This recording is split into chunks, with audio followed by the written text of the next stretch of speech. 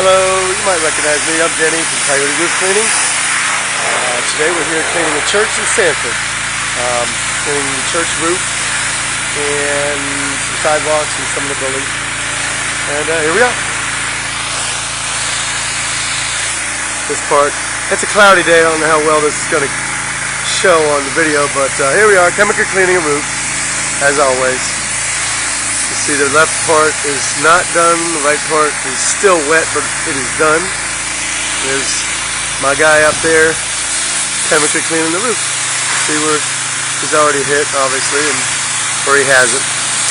And there's my other guy down there pressure washing the sidewalks and part of the building. And see, we have tarps on the bushes so that the chemicals don't leak from the roof onto the bushes. After all, it is chemicals, and it's definitely not plant food.